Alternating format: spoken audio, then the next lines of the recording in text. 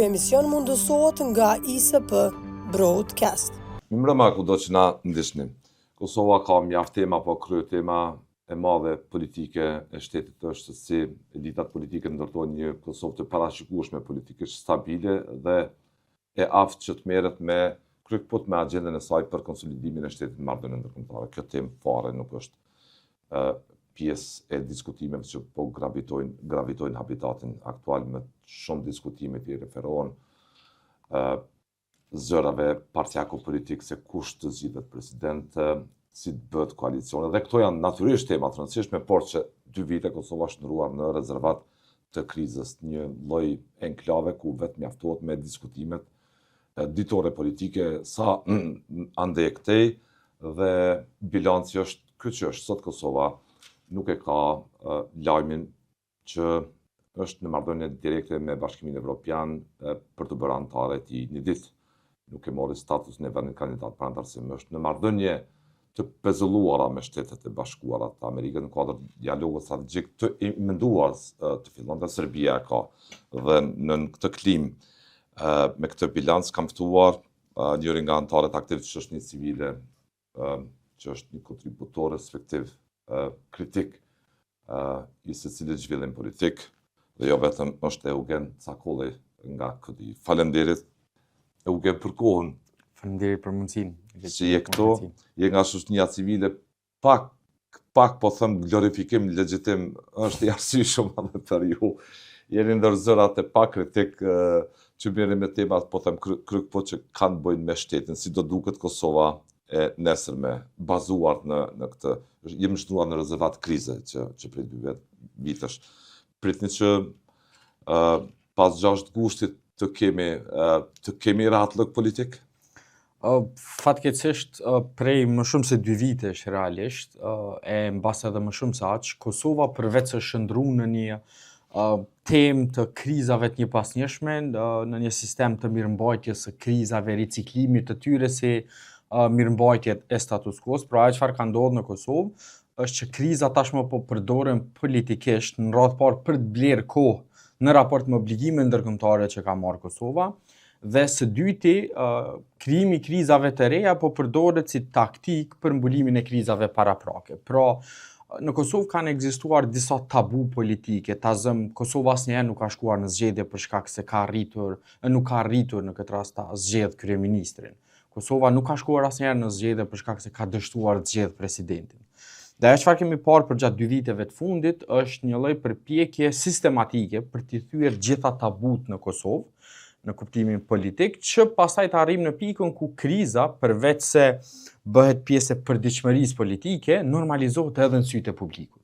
Pra sot rrallë herë gjen dikën Kosovë që me të vërtet intereson çfarë është duke ndodhur përtej diskutimeve kreditore politike, dhe që një pjesë e konsiderueshme e qytetarëve as nuk e vren që shteti realisht, institucioni, aparati publik është në pauzë, është me ushtrues detyre në shumicën dërmuese të instancave. Pra, ne përveç se kemi ushtrues detyre të presidentit, kemi kryeministrin detyrë, kryetar të kuvendit detyrë, shumica e institucioneve janë me bartës të tillë, dhe kjo ka ndikuar që Kosova të shndrrojë ciklin e menaxhimit njëpasnjëshëm të krizave, pjesë të normalitetit tonë politik.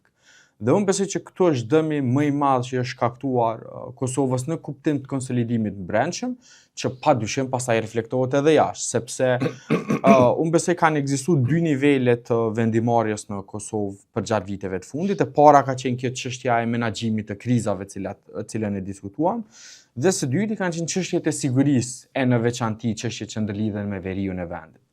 Dhe unë besoj kjo ka bërë që Kosova pastaj në sytë e ndërkombëtarëve, përveç si një vend që për rrëdhënie nuk zgjidh kriza, të shihet kryesisht përmes lenteve të sigurisë. Pra, unë besoj që fatkeqësisht Kosova tashmë në sytë e ndërkombëtarëve shihet vetëm nga perspektiva e një krize potenciale, në veçanti në raportet ndërmjet komuniteteve, për shkak se në sytë e ndërkombëtarëve pjesa veriore më tepër se sa rajon gjeografik është pjesë e cila reflekton përbërjen etnike të asaj zone. Dhe unë besoj që këto dyja kanë ndikuar që Kosova të ketë këto raporte që ka me ndërkombëtarët. Ta zëm çështja e marrjes së statusit të vendit kandidat aplikimi I dhjetorit të para sa viteve. 2022, po. Po, dhe shumë procese të tjera integruese kanë mbetur pezull, ashtu siç ka mbetur pezull çdo proces të Kosovë. Dhe fundja ka qenë dhe është, unë besoj, e parësyeshme të pritet ndryshe, kur gjithçka në Kosovë është në pauzë, e lënë në gjysmë, është jo realiste të presim që BE-ja do të na trajtojë neve më ndryshe se sa që ne trajtojmë vetëm politikisht si vend, po flas.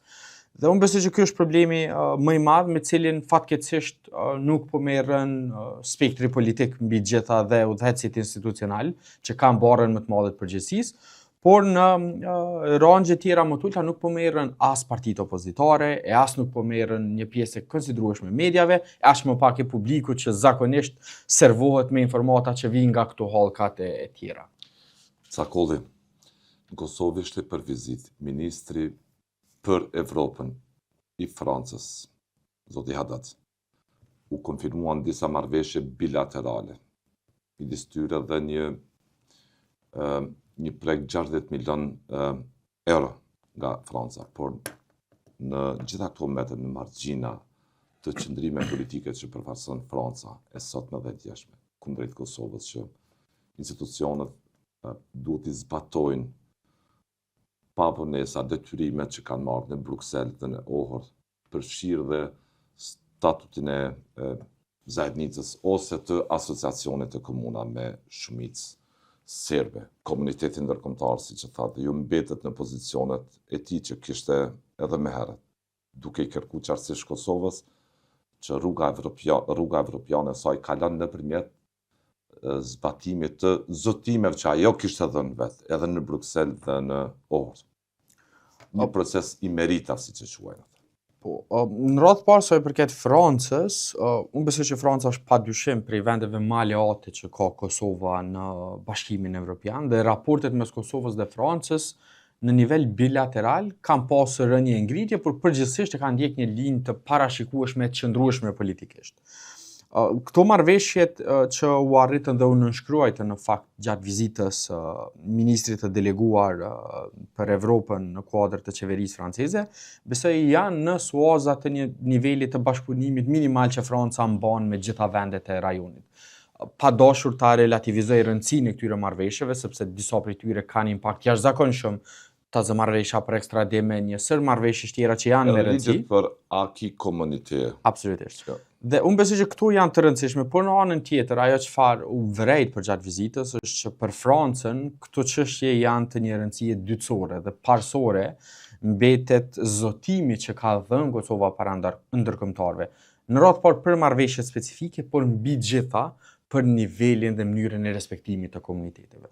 Unë besoj që kjo është pika e thyrjes në mes të Kosovës dhe aleatëve të saj, përfshirë këtu Francën, por pa na shkaluar ta zëm edhe Shtetet e Bashkuara të Amerikës, pa na shkaluar Gjermaninë dhe vendet e tjera, të cilat përveç se kërkojnë respektimin e zotimeve që ka dhënë Kosova, ndër cilat ai elefanti në dhomë vjen mbetet draft statuti I asociacionit të komunave me shumicë serbe, por që aktualisht me mënyrën se si janë sjellë institucionet, besoj që tashmë ka diçka plus aty dhe tashmë e tërë narrativa që mbizotron në vlerësimin tim në sytë e ndërkombëtarëve është që Kosova duhet sillet ndryshe me komunitetet në tërësi. Pra përveç se të zbatoj masa siç është kjo asociacionit, ka të bëjë edhe me mënyrën se si institucionet tona janë sjellë karshi komuniteteve, në veçanti atij serb, dhe këtu besoj një pjesë të madhe të fajit e bartin partitë politike, me në krye partinë në pushtet në këtë rast Lëvizjen Vetëvendosje, e cila përveç se ka ndjekur një linjë të refuzimit të bashkëpunimit me subjektin politik që I mirë apo I keq, me shumë të meta normalisht përfaqëson prapse prap komunitetin serb në Kosovë, mbi 90% të tyre, dhe përjashtimi nga çfarë do diskutimi I këtij subjekti politik, I përfaqësuesve që në fundit janë legjitim të komunitetit serb. Legal dhe legjitim, po. Unë besoj që ka ndikuar që pastaj Kosova të shihet edhe në këtë perspektivë. Pra, është hera e dytë në këtë rast dhe hera e parë prej që Lëvizja Vetëvendosje udhëheq që tashmë ka një lloj përjashtimi a priori të çfarë do diskutimi me përfaqësuesit e listës serbe. Dhe për më keq në një valle të tillë kanë rënë edhe partitë opozitare, të cilat janë duke ndjekur të njëjtën linjë populiste, për shkak se unë besoj që është e domosdoshme që gjithë ata që kanë qenë përfshirë në krime eventuale që kanë cënuar endin juridik Kosovës ballafaqohen me drejtësi. Natyrisht. Por parimi bazik i patë e kalueshëm drejtësi është që nuk ka përgjegjësi kolektive për vendimarrje individuale. Nëse nuk vërteton ndryshe, po. Absolutisht. Dhe në fakt përveç se nuk është duke u vërtetuar ndryshe, në Kosovë as nuk ka proces për ta vërtetuar përgjegjësinë kolektive të subjektit politik, ndonë se mekanizmat ligjore mundsojnë një gjë të tillë. Pra, unë besoj që është përpjekur që të përdoret politikisht kjo temë.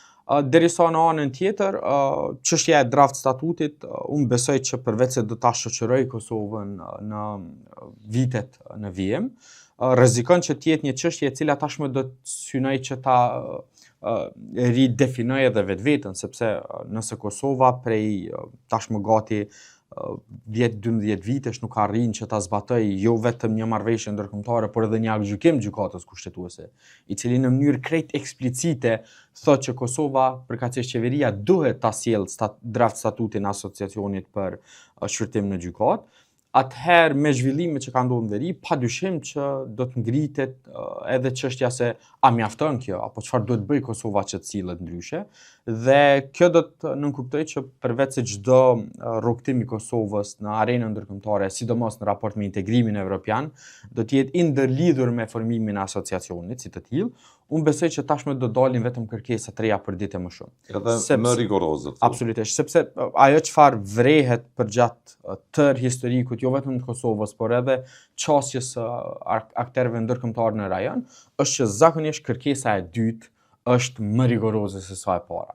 E treta është shumë rigoroze se sa e dyta. Pra, propozimet dhe kërkesat ndërkombëtare nuk shkojnë duke u lehtësuar ose duke u zbutur për vendin cili ti drejtohen.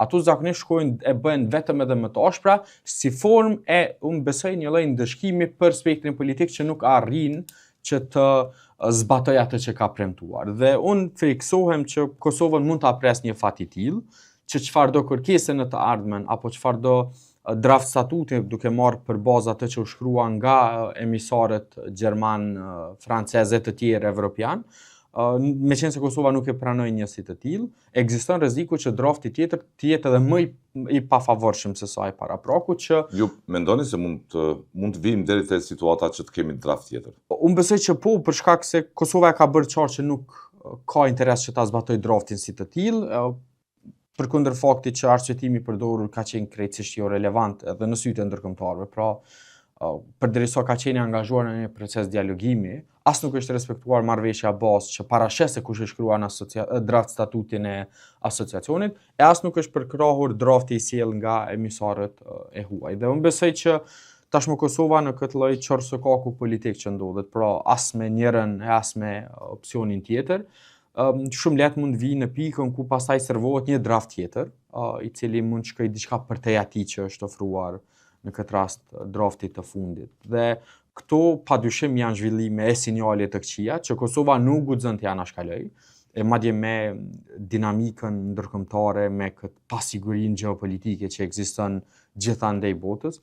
Kosova është vendi që më së paku në botë, vlerësoj aktualisht, ka të drejtë që të ndihet rehat e komode në një lloj limbo zone të tillë ku ne as nuk ofrojmë atë që për të cilën jemi zotuar, e as nuk tentojmë ta bëjmë asnjë minimum. Pra, po sillemi sikur Kosova është epiqendra e çdo zhvillimi ndërkombëtar, derisa tashmë jo vetëm Kosova, por rajoni në tërësi nuk është fare në listën e prioriteteve ndërkombëtare. Madje në një prej takimeve që kemi pasur së fundit, një prej aktorëve ndërkombëtar tha që përveç se nuk jemi më të rëndësishëm si rajon, në listën e prioriteteve as nuk flitet që duhet ndonjëherë më të kemi prioritet në rajon, sepse rajoni e në këtë mes padyshim edhe Kosova. Nëse flasim për arkitekturën e sigurisë, të gjitha vendet janë pjesë e NATO-s përjashto Kosovën dhe Serbinë. Normalisht Serbia për motive të tjera, por jo në traktat legal me BE-n për të antarësuar, secili me ato vonesa që ka për të bërë antar. Shqipëria dhe Malezia janë më afër nga gjitha vendet, por Kosova dhe Serbia janë pika ende kritike. Çka po diskutohet aktualisht është rjetizimi i gazit të lëngshëm amerikan si interes strategjik që i shërben dhe komponentës së sigurisë, një rajoni që mund të lundrojë në stabilitet më të madh me pak ndikim nga gazi rus. Arkitektura e sigurisë ndërkombëtare aktualisht është e fokusuar vetëm në dy çështje unë besoj kryesore. E para përpjekja për t'ia mbyllur potencialin influencues Rusisë dhe Kinës normalisht në gjitha zonat ku SBA-ja dhe partnerët tjerë perëndimor e shohin zona me interese ku padyshim Ballkani nuk mund të mungojë, është çështja e energjisë si një prej faktorëve kryesorë që po e determinon arkitekturën e sigurisë e madje edhe për vende shumë fish më të fuqishme se ne.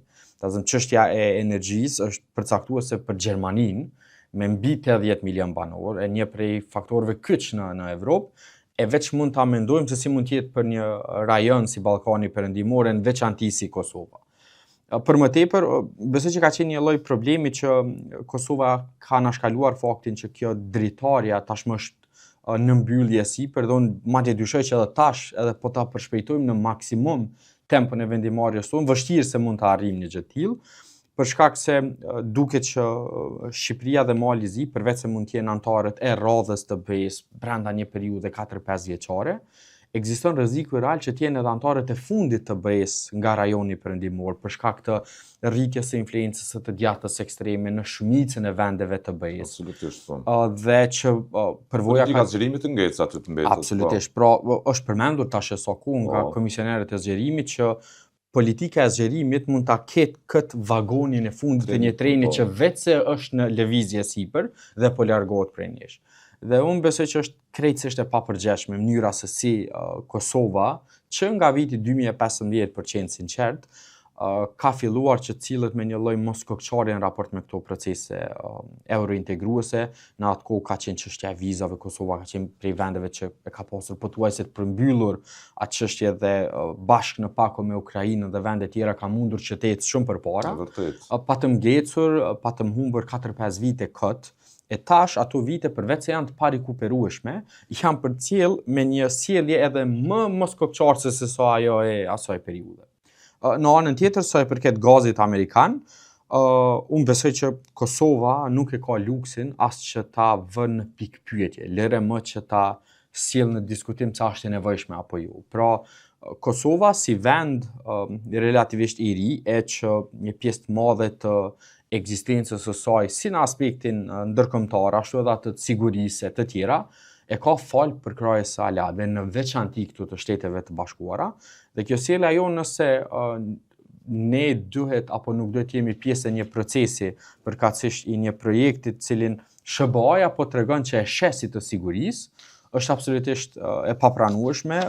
Në vlerësimin tim, qeveria e Kosovës, ashtu siç pati thënë një kohë, nuk e di nëse vetë kryeministri në detyrë përkatësisht ish kryeministri tashmë Kurti i mbetet besnik qëndrimi i tij që kur ka kërkesa të tilla nga SBA-ja ne nuk pyesim kur, por pyesim vetëm si.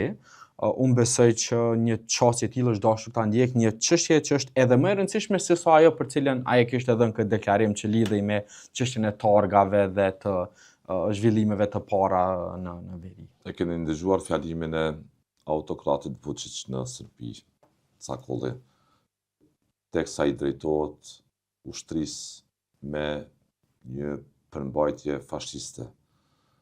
Jo të re për Kosovën, për popullin tonë, por një fjalim që flet qartasi për cënim të paqes dhe stabilitetit në rajon, mëshme duke kërkuar me ato lutjet liturgjike mitet e tyre për kthimin një ditë të Serbisë në Kosovë, dhe se është zotim i tyre. Askush nga Bashkimi Evropian nuk reagon, askush nga Shtetet e Bashkuara nuk e çortoi për atë fjalim. Pat zëra, nëse mund ta them, jo shumë të ashpër edhe Bashkimit Evropian duke çortuar ministrën e pushtetit lokal që vjen nga partia e Miloševićit e dikurshme. Që tha se po të ishte në vend të Miloševićit do ta pastronte të tërën Kosovën nga shqiptarët.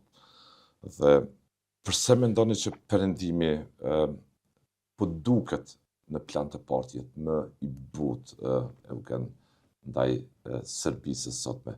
Si po e përdor Serbia rolin e saj si faktor në raport me perëndimin dhe Rusinë? Çka po bën ajo në politikën e jashtme që ne ta zëm të mbesmi në pozicionin që të qortohemi e Serbia të mos, ndaj saj të mos ketë thirrje të qarta të prera të komunitetit ndërkombëtar që ajo t'i zbatoj marrëveshjen të sillet si një vend i përgjithshëm ndaj zotimeve që ka marrë.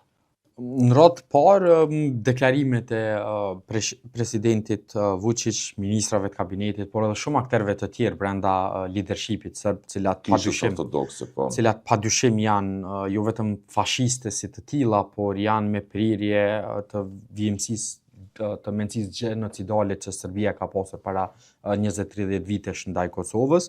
Dhe unë besoj që këto janë në radhë parë deklarata cilat ata i bëjnë pikë së pari për konsum të brendshëm politik, sepse Serbia ndodhet në një krizë të brendshme për shkak të zgjedhjeve që mund vinë brenda pak javësh nëse jo muajsh atje dhe rritjes së sentimentit pro studentëve, por që në anën tjetër ajo çfarë ka ndodhur unë besoj në Serbi është fakti që edhe këto lëvizjet anti-Vučić atje, për te pjesës së korrupsionit në kuptim të qasjes ndaj Kosovës, janë pothuajse të njëjta në mos edhe më radikale se sa që i ka vetë zoti Vučić. Dhe unë besoj që këtu padyshim një pjesë të madhe të përgjegjësisë për tolerimin e këtyre kanë faktorët ndërkombëtar, në mesin e cilëve unë besoj ekziston për fat keq një lloj qasje përkthjellëse ndaj Serbisë, për dy motive kryesore konsiderojnë. E para, për shkak se Serbia ka arritur që të luajë me kartën e qenit faktor në raport me përplasjen mes Perëndimit dhe Rusisë e Kinës. Pra, qeveria e Serbisë, zoti Vučić dhe të tjerë në Serbi, kanë arritur që suksesshëm ta luajnë këtë kartën e dy karrigeve, siç njihet marrëdhënieve ndërkombëtare, që herë përdorin karrikën në raport me BE-n dhe ndërkombëtarët, por në anën tjetër tazëm Serbia është prej vendeve që tashmë ka filluar dialogun strategjik me SBA-t. Serbia është prej vendeve të cilat tashmë zhvillojnë takime e ka projekte qindra milionësh nga shumica e vendeve kryesore të BE-s. Jo mëdhemës për shkak se Serbia është vend jo autoritar e vend progresist e që nuk ka qasje radikale ndaj Kosovës. Por për shkak se Kosova në sytë e ndërkombëtarëve shihet si pjesë e problemit për fat të keq tashmë, e në anën tjetër këto deklarimet përveç dënimeve krejt të vakta nëse mund t'i quaj nga ana e disa eksponentëve të BE-s të tjerë dhe eurodeputetëve individual, nuk ka pasur asnjë kundërpërgjigje nga ndërkombëtarët dhe për më keq as nuk janë bërë temë. Pra, ka pasur disa deklarime, kam parë ditëve të fundit të disa kongresistëve. Kam prodhuar genocid në Jugosllavi. Po, për fat keq, ambicien hegemoniste të kësaj Serbie të djeshme që la gjurmë krimi e genocidit në gjithë relievin gjeografik të Jugosllavisë, përfshirë dhe Kosovën dhe Perëndimi ka jetuar me ato situata dhe në sy tam po them po shihet si ngjarje që Perëndimi nuk po dështon të shohë se po ndodhin. Për fat keq, përveç se janë le të themi tipare të Serbisë së djeshme këto që përmendet, me atë çfarë po ndodh tregon që ajo mbetet edhe Serbia sot me për fat keq mbase edhe e nesërme. Ata e kanë bërë qartë tash sa kohë që për ta ka rëndësi momentumi politik sepse qëllimi ka mbetur esencialisht i njëjtë, pra që të kthehen në Kosovë. Dhe unë këtë drejtim e shoh me tetë shqetësim faktin që faktorët ndërkombëtar janë duke toleruar një qasje të tillë. Pikë së pari për shkak se unë besoj zoti Vučić në deklarimet e tij, por edhe në takimet që ka pasur me aktorë ndërkombëtar, shpeshherë ka thënë se ata që vijnë pas meje mund të jenë edhe më radikal se sa unë, dhe kjo ka bërë që ndonjëherë ndërkombëtarët ta mbyllin një rinjsi. Dhe unë konsideroj që problemi qendror në raport me qasjen e Serbisë ndaj Kosovës dhe përgjithësi ndaj rajonit, sepse nuk është se kanë qasje shumë më të mira as ndaj Bosnjës përkatësisht pjesës kroate, muslimane dhe të tjerë, por që ekziston tek motivi pa dënuar i Serbisë. Pra Serbia asnjëherë nuk është mbajtur përgjegjëse për qëllimin që ka pasur. Pra janë marrë me veprime si të tilla, unë besoj intervenimi në Kosovë ka qenë ajo vula e madhe, por prap si e tillë ka qenë pamjaftueshme. Nëse qëllimi legjitim i Perëndimit është që Serbin ta heqë nga orbita ndikimit rus, duke gravitu vetë Perëndimi me interesat e tij, sigurisë gjeoekonomike tjera. Cili është leksioni gjithë këtyre viteve sipas jush? Që se Serbia është shkaktari kryesor nëse ta them, rajoni mund të bashkëegzistojë me një klimë stabile të qetë kështu me radhë. Unë besoj që pikës pari, Ridvan, Serbia për gjatë viteve të fundit ka luajtur me këtë kartën e largimit nga orbita e influencës ruse, e afrimit me BE-s, por që nuk ka ndodhur asnjëherë. Shpesh herë unë besoj për shkak të sancionet ndaj kompani në industrisë së naftës ruse. E ki litiumin pastaj që është një betejë jashtëzakonshme midis vendeve të Bashkimit Evropian dhe SBA-ve në anën tjetër. Kemi në anën tjetër edhe çështjen e sigurisë.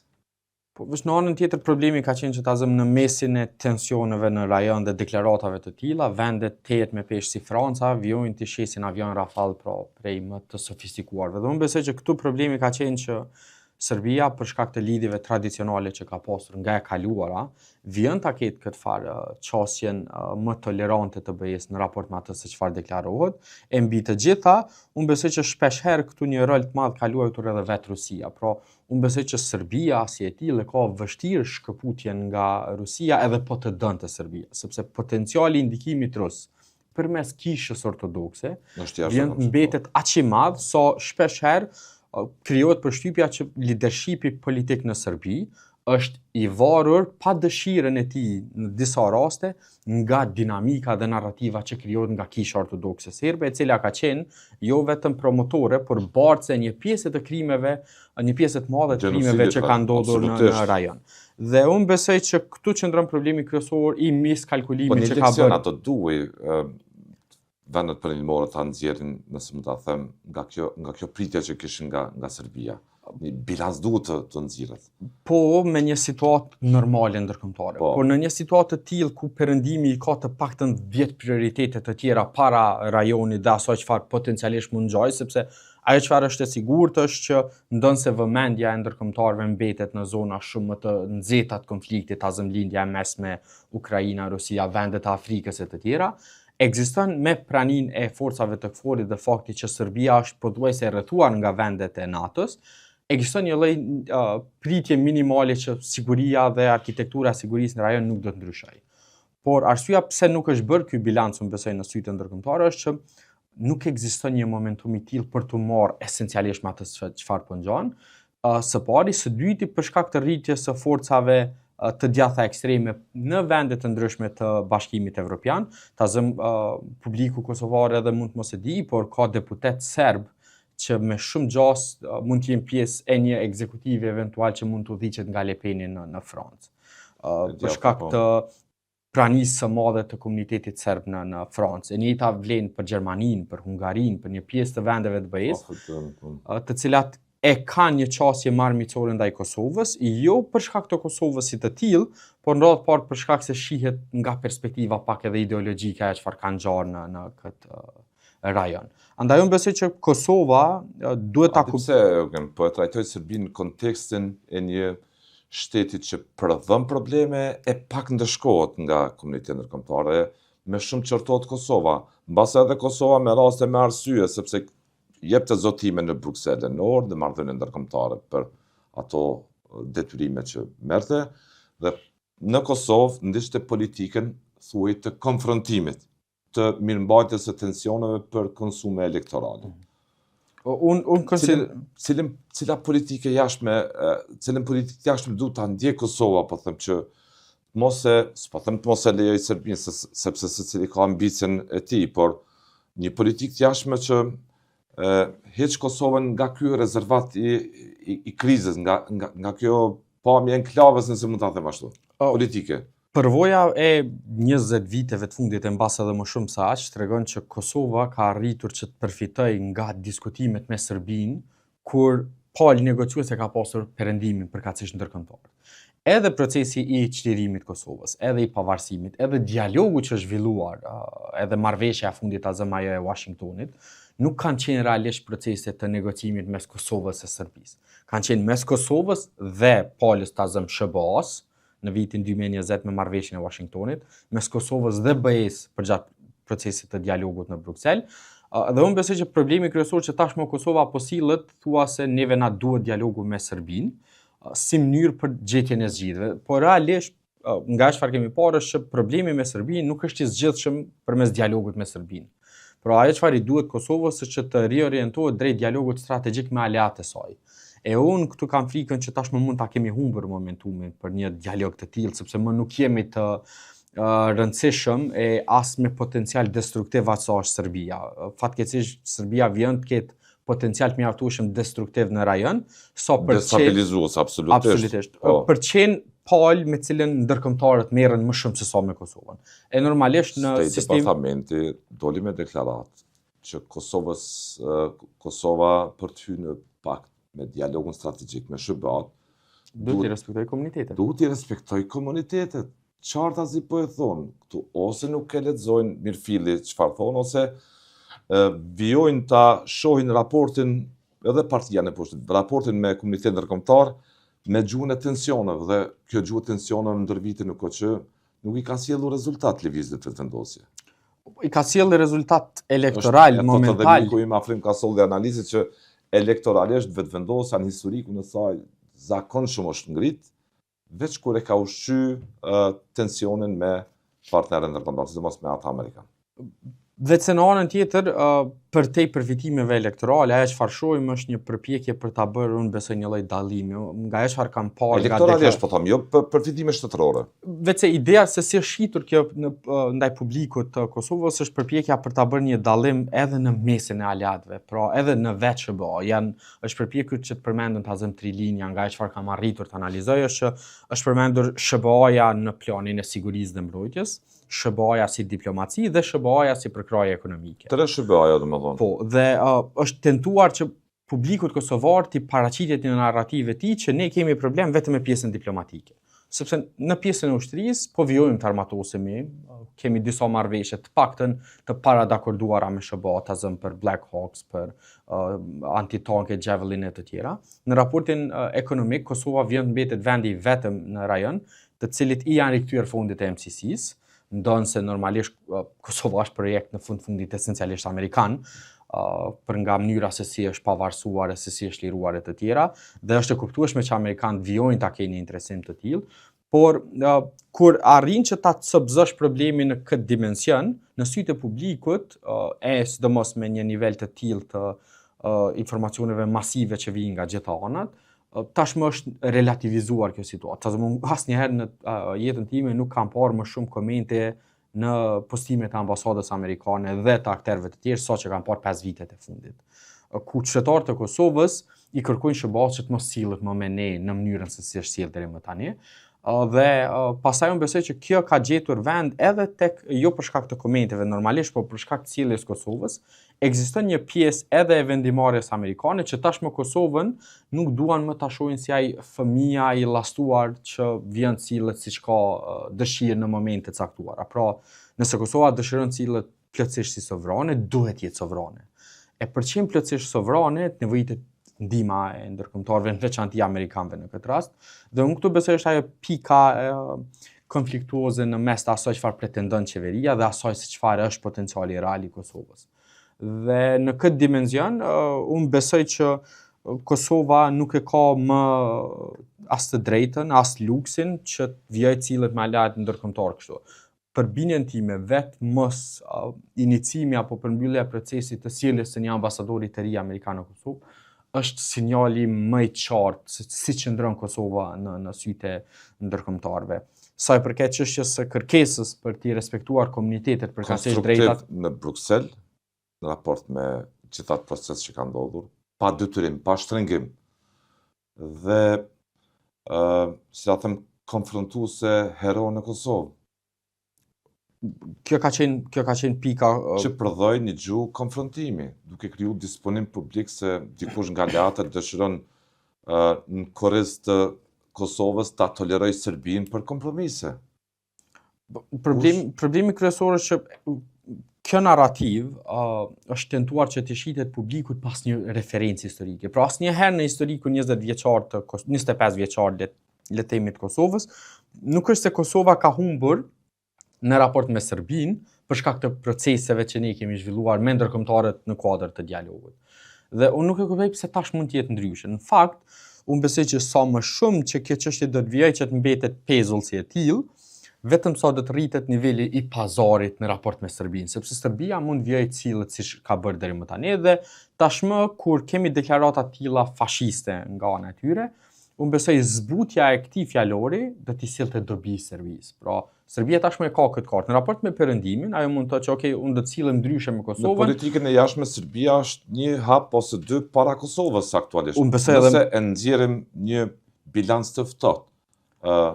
e para është ndikimet e para Kosova është sjell S'është thua se mundur të ndërkombëtarët na kanë neve borxh për situatën në cilim. Kosova është vendi i vetëm bashkë me një vend tjetër në rajon që nuk kanë asnjë kontratë aktive të lobimit në SBA. Pra, vende si Kosova, lërë më që nuk e kanë luksin që të sillen kështu, por është edhe institucionalisht e papërgjegjshme, duke ditur se vendimarrja amerikane ka lëvizur nga le të themi shinat e zakonshme të objektivave strategjike. Tashmë administrata në SBA nuk është duke u sjellë në mënyrë krejt të parashikueshme siç ka bërë në kaluarën dhe ka bërë të qartë realisht që me ta duhet të ketë më tashmë levërdi edhe SBA-ja dhe edhe kur po na tregojnë që është interes strategjik i SBA-ve, ne po sillemi thua se nuk kemi nevojë për të.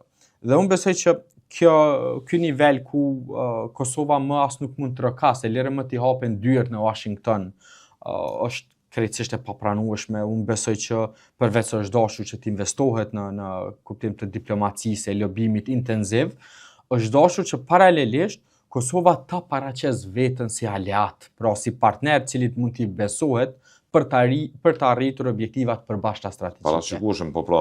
E ne me këtë parashikueshmërinë tonë, po tregojmë që përveç se nuk jemi të besueshëm në raport me vendimarrjen, sepse normalisht vende me interesa strategjike siç janë SBA-ja, presin që kur zgjohen mëngjes ta dinë se çfarë do të veprojë përafërsisht qeveria e Kosovës.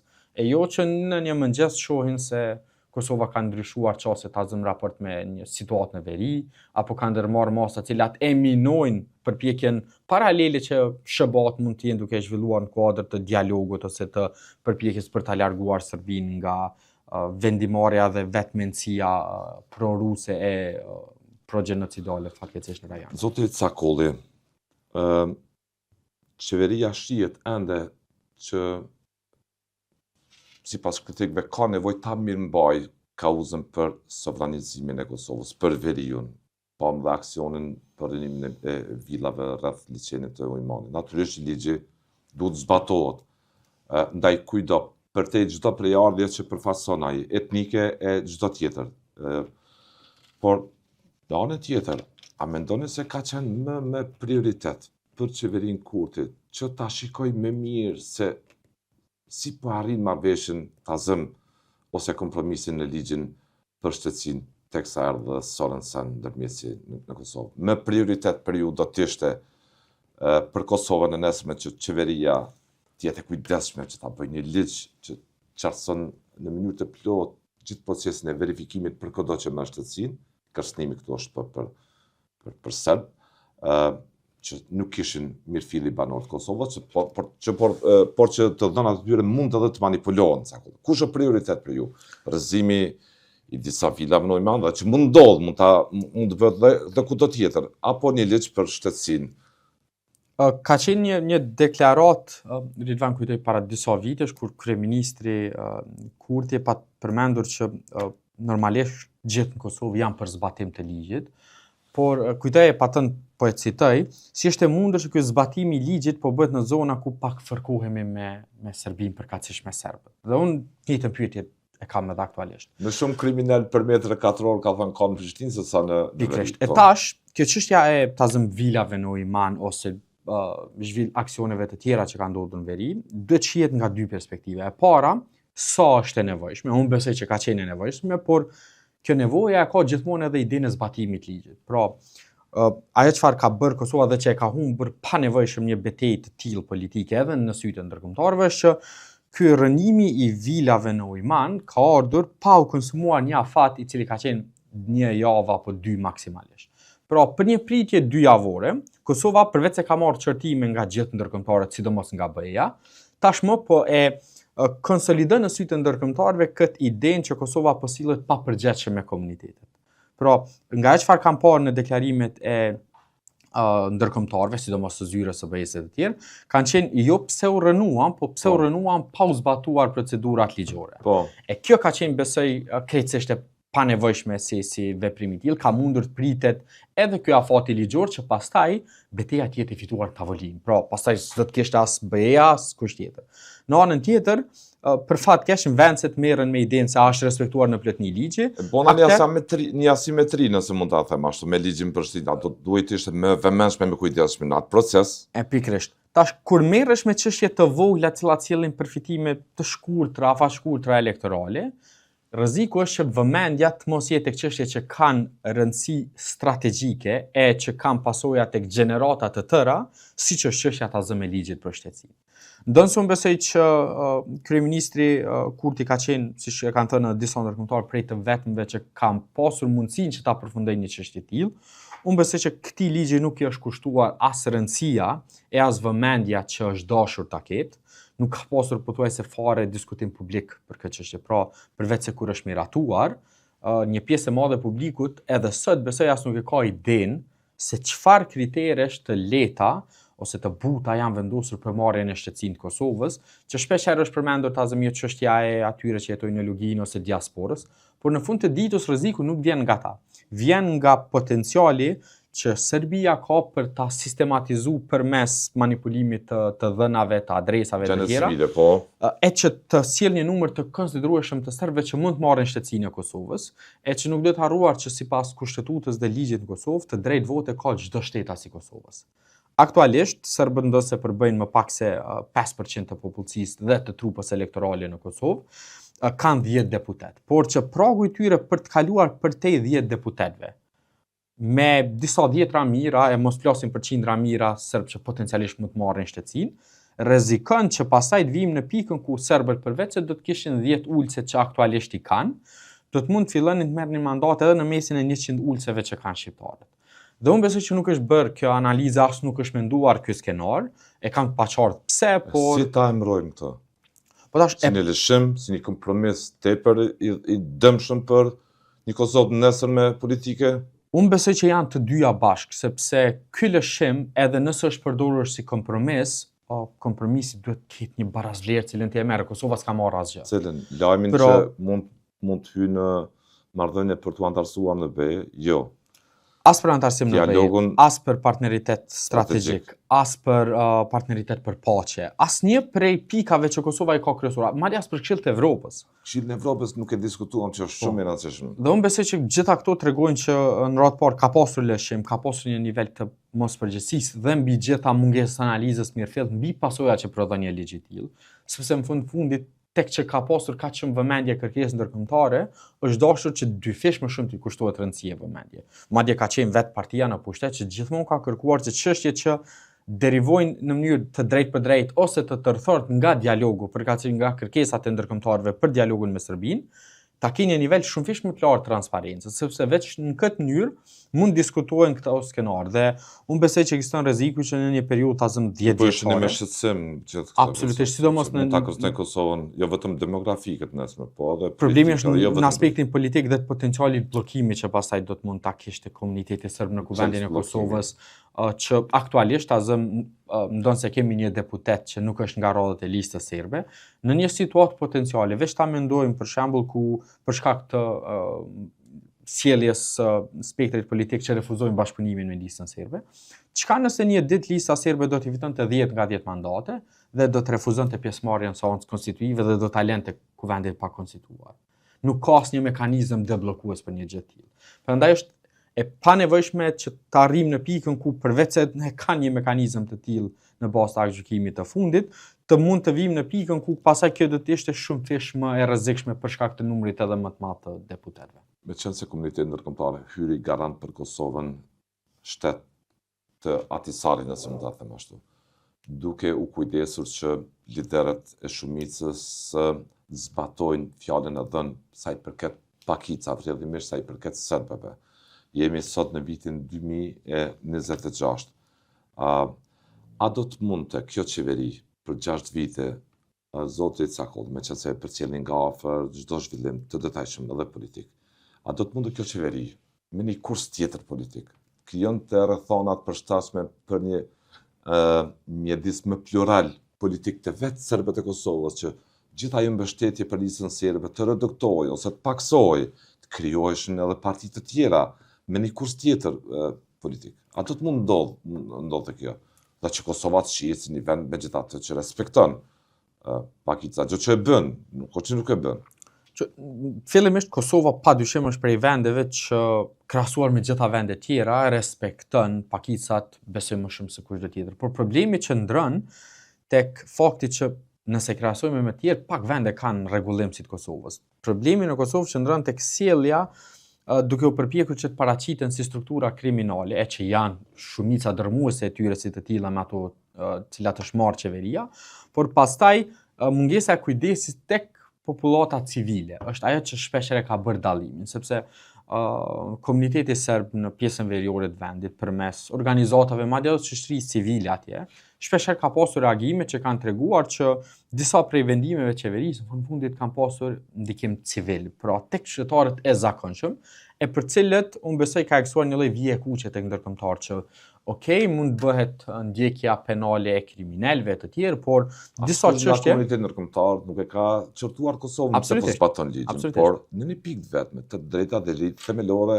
njeriu që janë lidhur me garancat që ata kishin dhënë vetë për një Kosovë të atisarit, një Kosovë shtetë atisarit, një Kosovë model që respekton të drejtat e themelore. Një kurs tjetër po themi qeverisë. Po tash problemi është që kursi politik që Kosova ka ndjekur për gjatë 5 viteve të fundit, e që në sytë e publikut e në bazë të deklarimeve gjithashtu të qeverisë, është situata më e mirë e sigurisë që kemi pasur në veri, ka arritur që lista serbe t'ja marrë vetëm 10%. Pra aktualisht zoti Rashić, edhe ai me përkraje që dim se si kanë qenë ligjet e fundit, ka arritur që me 10 ta marrë një deputet.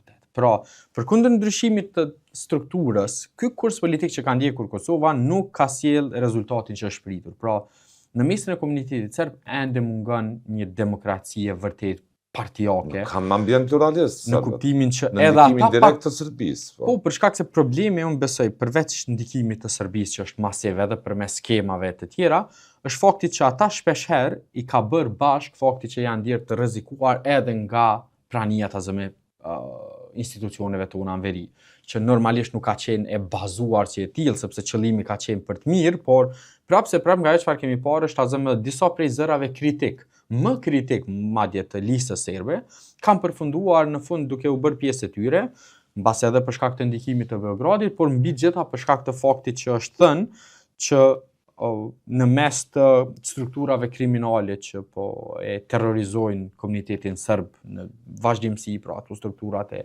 Radojqićit e të tjera, dhe një pranie të tillë të blinduar të institucioneve të Kosovës, ne nuk është e përkrahim as tjerën. Pra, nuk është arritur që të kapitalizohet niveli i pakënaqësisë që ka ekzistuar me listën serbe. Edhe vetë serbët. Edhe tek serbët. Dhe unë besoj që Kosova çfarë duhet bëjë? Serbët ishin në presion e friksim e intimidim nga këta kriminalë. Tash, kur ka ndodhur ky largimi i strukturave kriminale ose zvoglimi i potencialit të tyre, ka mbetur një lloj bashllëke që nuk është mbushur. Dhe unë besoj që ky ka qenë problemi kryesor, që institucionet e Kosovës nuk kanë bërë sa duhet për të promovuar ose për të kontribuar në krijimin e alternativave të reja politike, sepse në fund të fundit në kuadër të zgjedhjeve, të paktën nga ajo çfarë kemi monitoruar, çështjet më të përmendura gjatë fushatës ose që kërkon edhe nga qytetarët serb në veri të vendit është jo vetëm çështja e sigurisë, por dhe kjo ideja që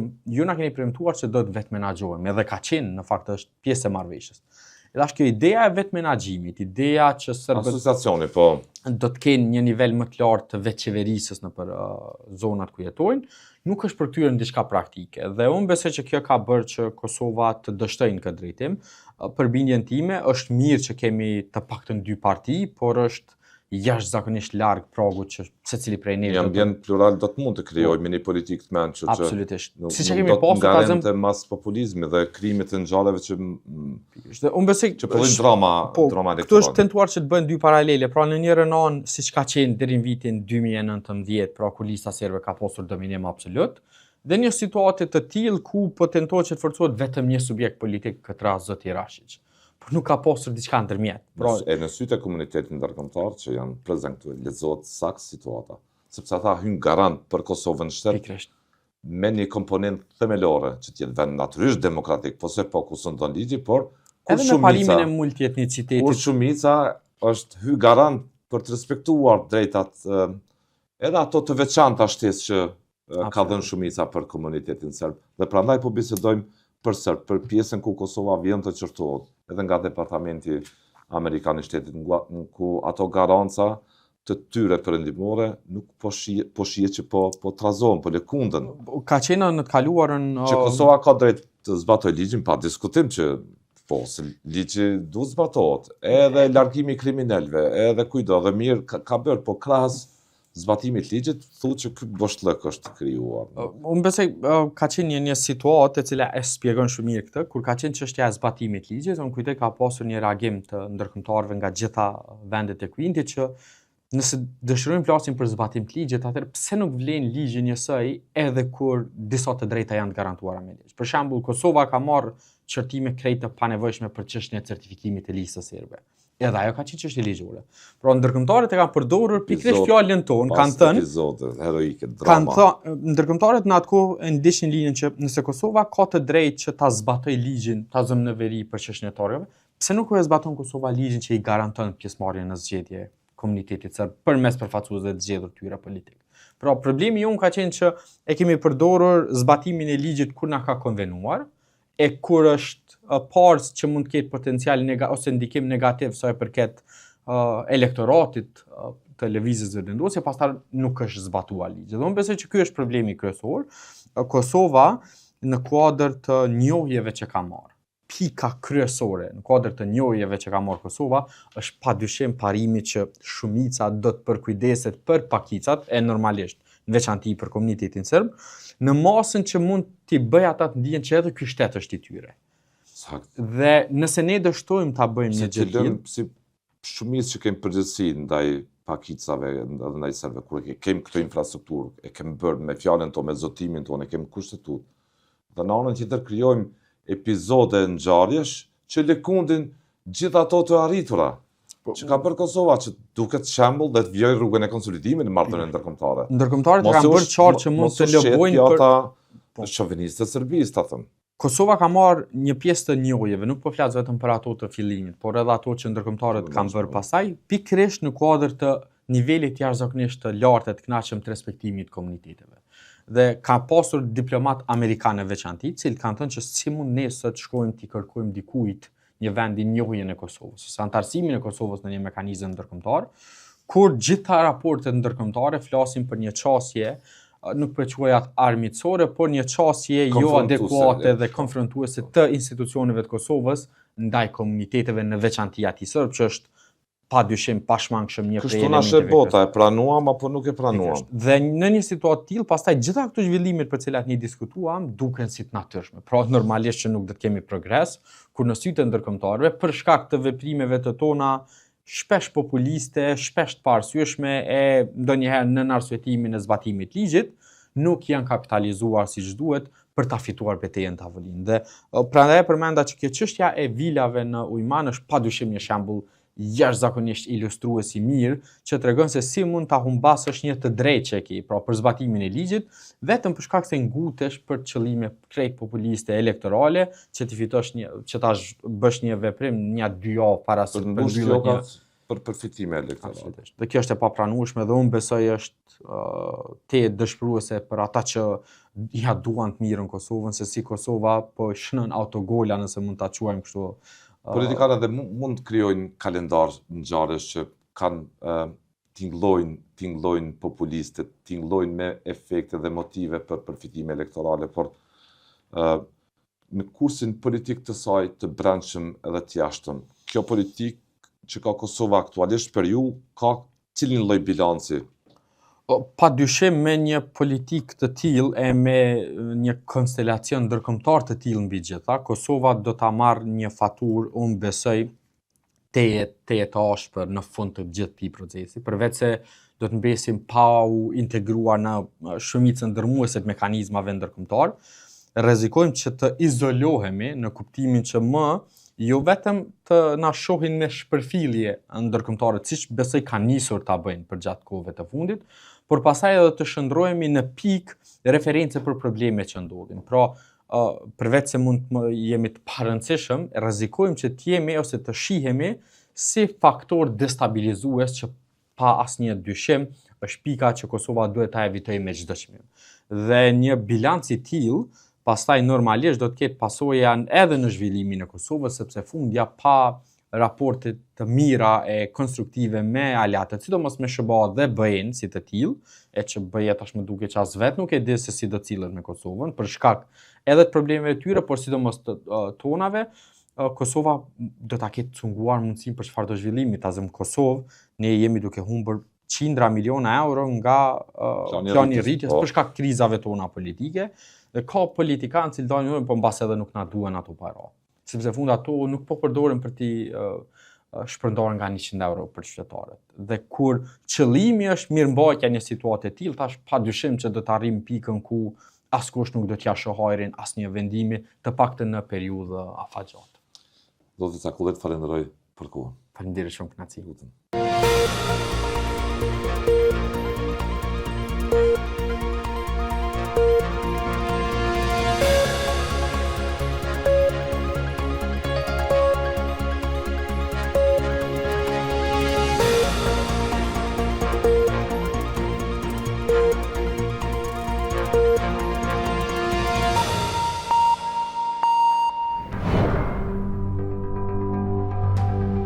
Ky emision mundësohet nga ISP Broadcast.